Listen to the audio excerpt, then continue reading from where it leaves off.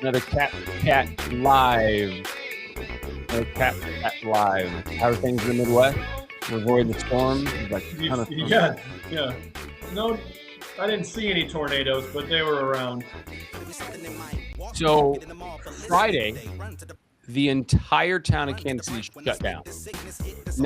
Not even an exaggeration. Every school in the metro Kansas City area got out of school early because there's supposed to be this Category 4 storm coming. So all the schools got out early. Parents were panicking. Businesses started shutting down. I was like, man. So I went out and like double weighted down my trampoline. They canceled league play by 2:00, which they've never done. Canceled league play that earlier. It was like Y2K all over again. Right. And and Belton got hit really hard. So I don't want to take away from Belton because Belton got hit really hard. But for most of us, it's like a lot of rain. Like that was really we bared down for the worst, man. Like it was updating life insurance type bad storm. And,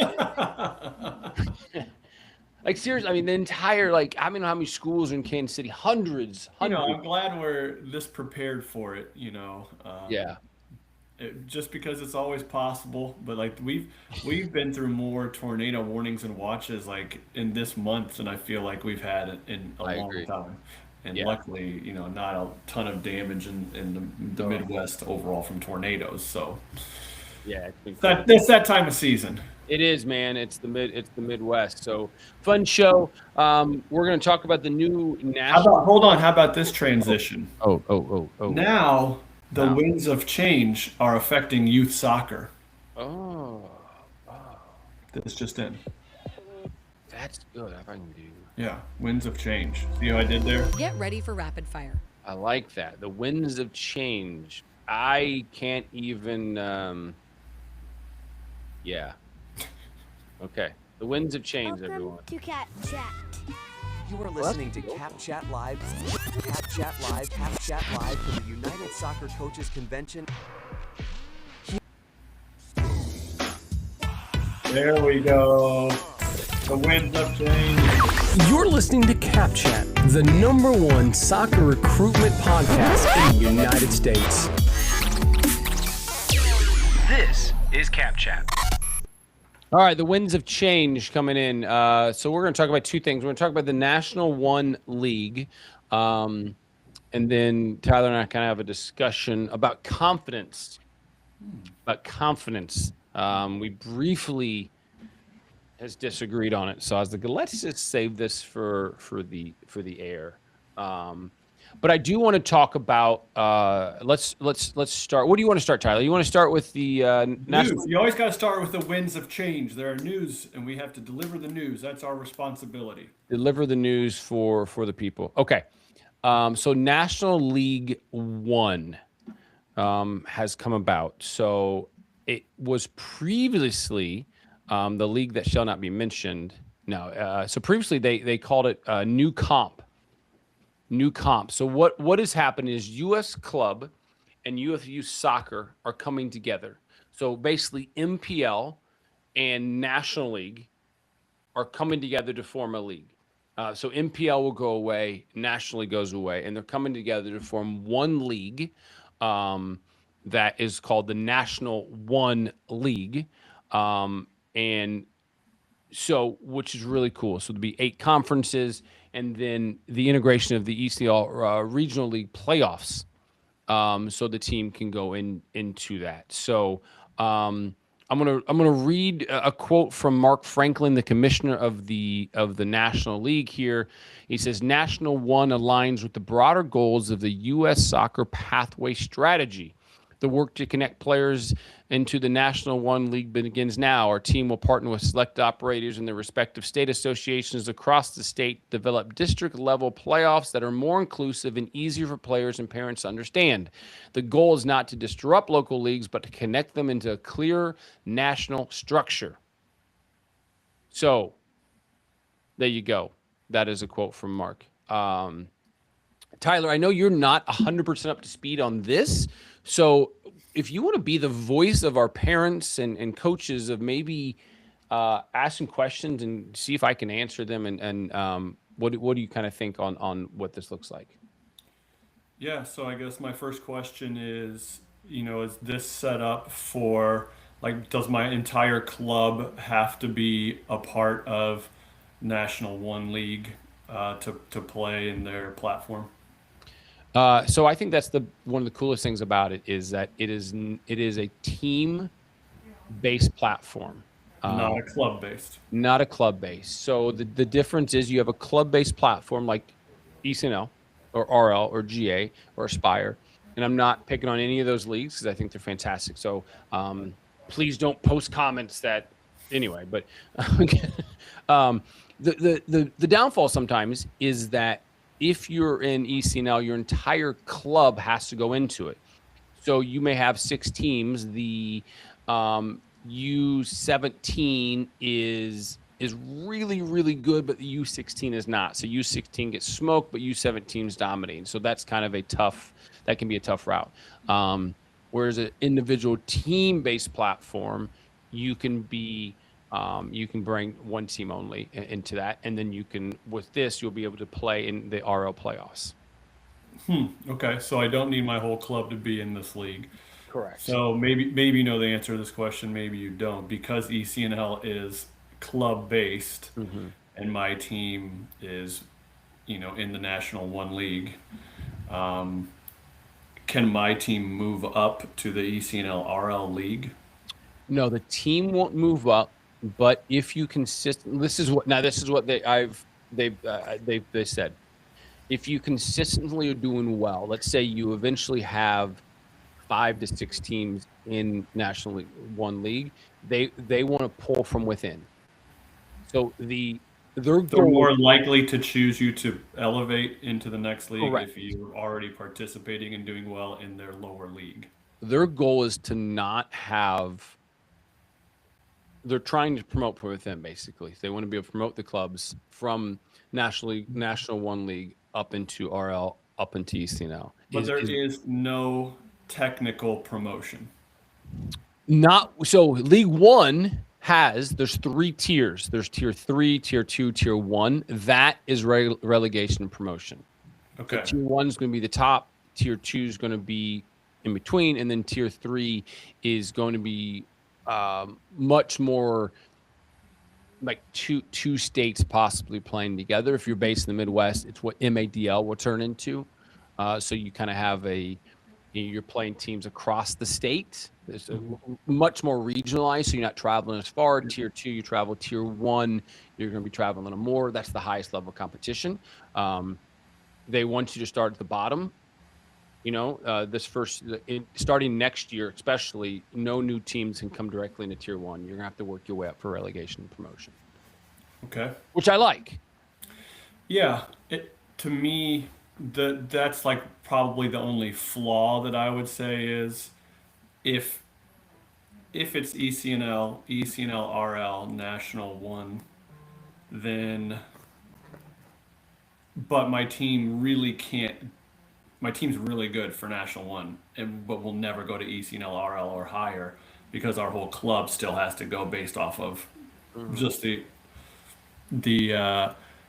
grandfathered in way of how this is how we do things. So it's structured, but it's not tiered in a promotion relegation sense, which I think is a little weird, but I could see it. Now, the other side of that argument is that you're going to playoffs to play RL teams, and you can continue to advance. So you'll be playing against other RL teams. Sure, yeah, in the playoff side of things. Yeah, correct. So if you're right, if you can win that playoff, and then the next year you're in National One League still, correct, after you beat every RL team. Correct. And that's a little weird, but okay. Yeah, I see that. I see that point. I see the argument there. Yeah, the other argument that's definitely floating around all the reels and whatnot is if everything's associated with ECNL, why can't they just call all of the leagues ECNL? Like ECNL top, ECNL middle, ECNL 3. Good call. ECNL 5, and just make things easier for people. I think the answer is because they don't promote. I mean, they're all related, but there's no promotion, so you can't. Correct. There's no direct pathway to get through it. ECNL really wants to be a team-based platform, so I think it's Yeah, and now they may eventually, I don't know, but I think that because they want to be a team-based platform, Club-based. East now is a club-based, and these are team-based, so I think that's a separation. I think that's that would be my guess in the region, but I don't know. Yeah, I don't know that one. That's a good question, Tyler. Well, I think Yeah, that was that's tough questions. We pre-screen these questions, Tyler. sorry. No more tough questions. What do you use Next to make your hair question look so nice?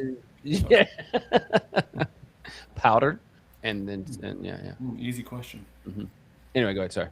No, so I think ultimately, I like that there's a team focus because, like you said, there could be really maybe some small clubs or just some teams with a lot of really talented players that don't get to play in the proper platform for their talent and exposure, and this could at least start that. I don't see it finishing that quite yet, so maybe this is just a step. I would really like if we could get rid of I think the club-based model, personally, for a platform where my whole club has to be in the platform or not is really a money grab, and it's not about kids' development at that point because it should be player-driven, talent-driven. But that's just my opinion on the topic. And so once we get to that point, That's a hot topic, dude. and your teams can advance through and play at the top level, not your whole club that has to do it. It also corners people into certain clubs in certain areas that have the most money. So once again, we have to try to get away from that in the United States if we want to be more competitive and focus on our diverse, huge population of soccer players that are available. So we're getting the best players playing at the best levels all over the place. Until that change happens, I think this is a step in the right direction for a lot of stuff that's happened, obviously, but there's still more we can do. Yeah, that opens a can of worms. But you're right. I think there's so much identity put on a league instead of the club now, and I think that's unfortunate. That's a good point. Yep, that's even taking my argument another level. Yeah, no, it is. You're identifying my club is an Easton club. Okay, what happens if Easton changes its name, or what happens if you They also go bankrupt? Yeah. What happens if you get mad at Easton and you switch to MLS Next? Now all of a sudden you're an MLS Next club, and you see too much of it based on it. And I'm not again. If we look at Rush, we have a club at every single platform. So I think these platforms are valuable, and obviously there's no question when you're especially looking at ECNL, because I know someone's going to comment. When you're looking at ECNL, that's where the majority of players are coming from for Division I colleges on the girls' side, and MLS Next is like so. They serve a really good purpose. So I'm not knocking any of that. But it's I'm so tied to this, but it doesn't make you a better coach. It doesn't make you a better club. It doesn't make you better at developing players. We're in tryout season. It's like, they reach out, I want to play in RL. Why? Well, I think it's better. Okay. There's RL clubs that one of their teams just, they saw them. They gave up like 55 goals this year in 10 games. And like, they scored 1 goal. Okay. Does that mean they're a better team than no? Yep. So, I don't know. So I agree with you. We put so much emphasis on the league instead of the club and the development, and it's the same argument we have with Division I that I'm going Division I, it must be better. No, it's the same. I think they correlate exactly. Find a fit for you. Find a club that you like the coaching, the environment, the culture, and a club that will develop you. You will go just as far as and that's whole other soapbox that I just got. Sorry, didn't mean to get you on that. but you're right. Anyway, sorry. So back to League One. Yeah, once again, I think this is a great start. I think everything's going in the right direction. I like that there's a little bit more team focused. I like that there's connection between platforms working together, and so I hope this is a bridge that continues to be built, and we continue to do the right things for development across U.S. soccer.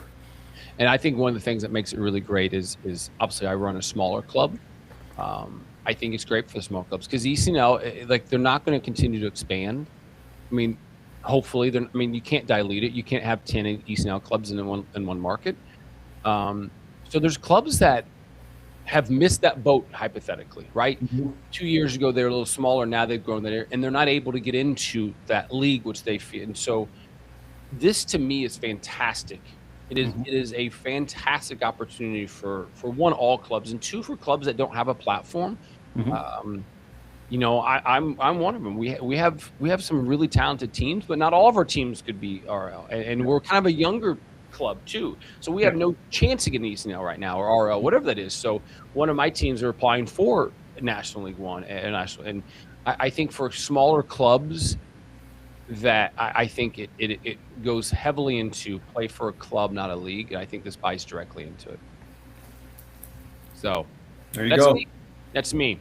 So that's the National One League. We'll have more as we're following the development. The map is let me share this map even. Let's get a little visual here so we can share the screen. This is the map that's happening. Oh, so you got your conferences, your Midwest here. Yeah, so there's a split in the conferences. So in theory, Missouri, Tier 1, you would travel some distance, but you're going to be meeting in the middle. Tier 2 is not going to travel as far. So these are the regions that they're split into. And then here's all your league operators. But yeah, so that's the map. If you're in Tier 3, you're going to play, within these couple states, and then but that's what that looks like. So yeah. All right, Tyler, I got a question for you. We prepped this. Do we have a question? Sorry. 100%. Thanks, John. So here's the question for you. Confidence. Is playing time directly related to confidence? Should playing time control your confidence? You go ahead with your answer, because I've heard the soapbox today, and I feel it should be repeated for you. I think that confidence is a state of mind that should not be related to playing time. I think that if you are prepping, and because I'll ask you this, you're a communication major. If you're given a student, hey, you need to do a speech today, a class, what are you going to do for the next 2 weeks to give yourself confidence to prepare for the speech? You're going to practice that speech? You're going to practice. You're going to study. My oldest son is in 9 days is turning 15, and he's going to take get his permit.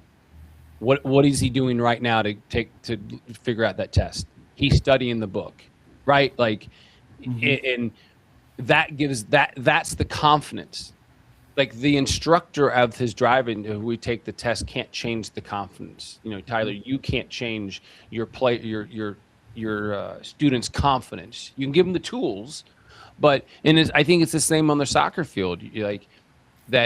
Your playing time cannot dictate your confidence. What are you doing to prepare? Confidence is a state of mind. So what are you doing outside to prepare? So when you have that moment to step on the field, whether it's for 5, 10, 15 minutes or 90 minutes, you're confident on the ball. You're confident in your ability to make a difference. And I don't think coaches can dictate that. And I think sometimes it goes the opposite. If they're not at the skill level of the rest of the team, and you throw them in this game, and they're just getting beat up, they've lost. Now it says the opposite of confidence, because now they have no way to succeed. So that's my take on that. Playing time should not dictate confidence.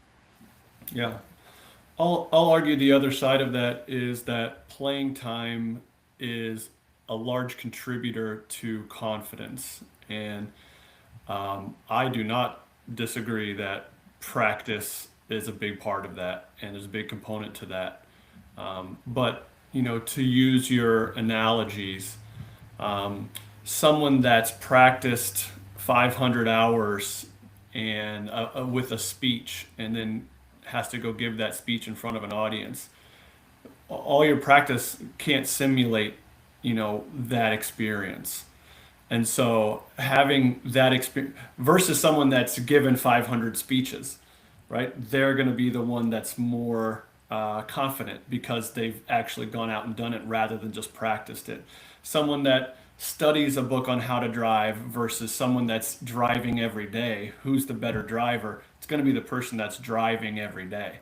And they're going to get the confidence from failing and making mistakes in the moment rather than practicing and preparing for that. And so what I would argue is that the confidence comes from your situations and your learning and your experience in doing that. And a lot of times that's from actually playing the games. So it doesn't necessarily mean that you need playing time on the current team that you're on. It maybe is that you're on the wrong team. So you get more minutes by going to a team that suits your talent level better and has a better rotation because a lot of the players are equal in talent. And so that may be a solution when it comes to like sports and playing time. But, for my kid, there are two things. Like if I get away from soccer, I go to basketball. Like, why in a game, let's say basketball, when she gets pressed, is she going to turn the ball over? I think there's two reasons why. Maybe three. It's technical skill, confidence, and composure. Well, how do I get better at my confidence and composure? Well, I have to improve my technical skill. So she's got to dribble all the time, off the court, away from anybody. Just practice dribbling and handling the ball so you're comfortable in that situation. That will give you more confidence. But then the second part of the composure, I can't simulate composure with confidence at home in the driveway with no one around, right? You have to be put in that situation and actually play in that situation and fail in that situation to gain more confidence. And so that's my side of it. What about, valid points, unfortunately. Man, I was really hoping just to totally disagree with you. But valid. Okay, what about training, though? Okay, so if you're put in a situation, and let's say you have a competitive training environment, like, aren't you building confidence at some level? Yeah, of course. And that's why I said, the technical skills and things that you need to gain. But even the composure, let's go back to your basketball analogy, or we'll put it in soccer terms because this is a soccer podcast, is that if every time someone pressures you, you panic and lose the ball. Okay, so we do sessions on 1v1. It's super simple. Tyler, I'm going to play you the ball. And I'm going to run at you. I'm going to simulate pressure. And okay, so now you start doing that because that's what you train. Why am I training you? Like, Tyler, you're a center back. I'm running at you every time with the ball. I'm doing that so you can get a little more confidence. Yeah. Now, I can't dictate your confidence. I can put you in situations that may help your confidence. I can't give you more confidence because I bet you have a player on your team at Culver, and I know I have players that I don't want to mention names, that she maybe plays 90 minutes and still struggles with confidence. Oh, yeah. So it becomes so that's the flip side of it. You're playing all the time and you still don't think you're good enough. What do I Yeah. Kid, you just scored 3 goals. Oh yeah, but I did this and this. I'm like, yeah. And that's where I think that's a great flip side of everything. Like, what if they do play all the time and they still we all have those players, and like I'm not physically, but I want to punch. Back to your first statement was it is a state of mind. Yeah. And I agree with that 100%. Yeah. It is a state of mind because. Oh, that's it, everybody. Tyler agrees. Thanks for coming by.